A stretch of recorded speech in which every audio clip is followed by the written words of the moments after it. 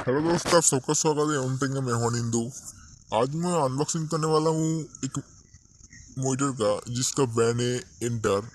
और एक बात, ये चाइनीज कंपनी का है, ये मेड इन चाइना है। अगर आप खरीदना चाहते हैं तो आपका मर्जी। तो दोस्तों, चलिए वीडियो स्टार्ट कर दे बिना वक्त गवाए।